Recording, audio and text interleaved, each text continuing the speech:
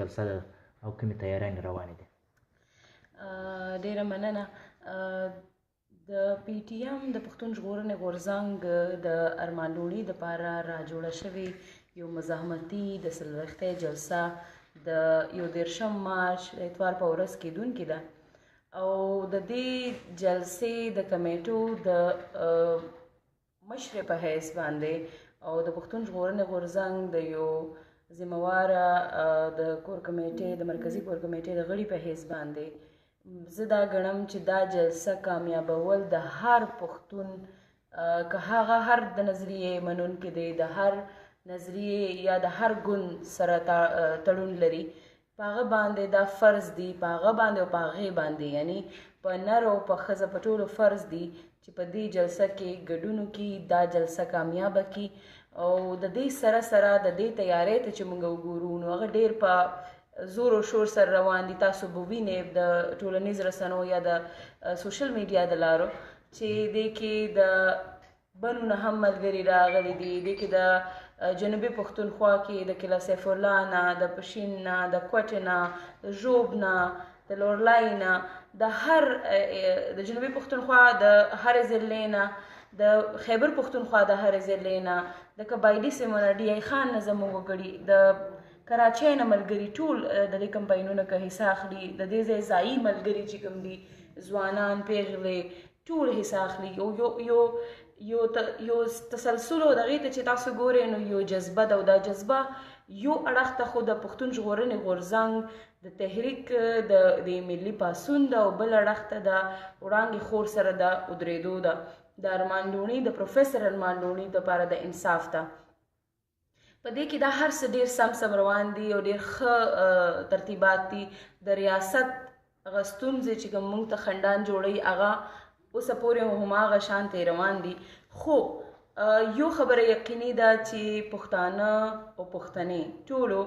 دا ژمنه کړې ده چې دا جلسه به کامیابوي دې کې به خپله کوششونه خپلې هڅې کوي او د دې هر څه سره سره ټول نه مهمه خبره دا ده چې سبا یعنی د جمعې په ورځ 3 بجې به مونږ وړانګه خور چې دا هغې ته هرکلی وایو د بډبیرې په مقام باندې هغه ځایونه به مونږ ودرېږو ورته بډبیرې کې او هلته به مونږ ټول چې څونه پښتانه دي وروڼه خویندې دي هلته به رایوځای کېږي بیا به په یو ځای ځو په عزت باندې به دې خور ته هرکلی وایو هغه خور ته چې هغه د خپل رور دپاره نه بلکې د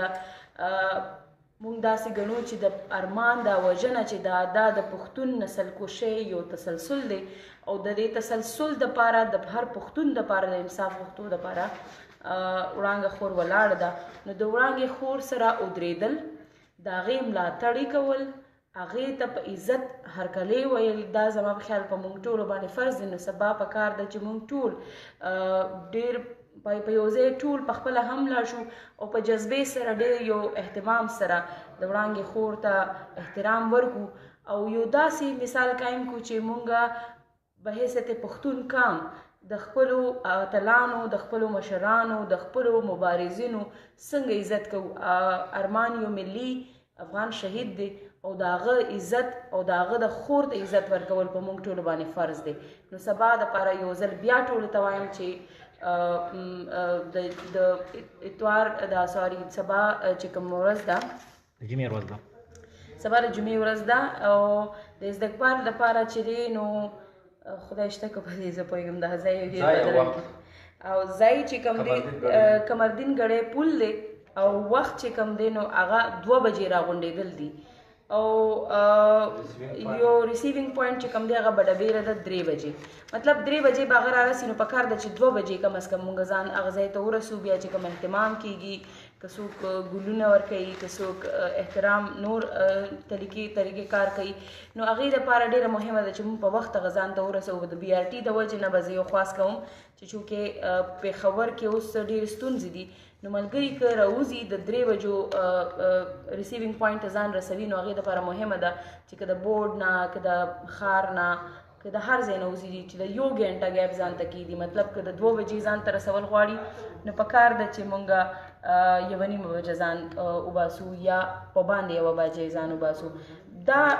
یو مهم پیغام دی او اخرنۍ بیا ریپیټ کوم چې د وړاندې هغې وړانګې خور ته ځان رسول دي چې کله مونږ هغه هلته ریسیو کړو، هغې ته احترام ورکړو، هغې سره خبرې اترې وکړو، بیا به د هغې نه پس مونږ پیدل مارچ کوو او هغه مارچ کې هم دا غواړو چې هر هغه انسان که هغه کامپاله دی، که هغه د مذهبي ګوندونو سره تړون لري،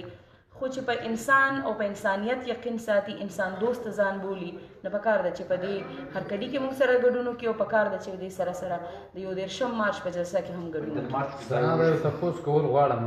تاسو د ارمان شهید د 14 تاریخ باندې کومه جلسه ده د دې لپاره په پېښور کې چې په میډیا موږ ګورو یا داسې ګورو، نو تاسو ډېر ښه کمپین هم کړی دی، نو ستاسو څه اندازه ده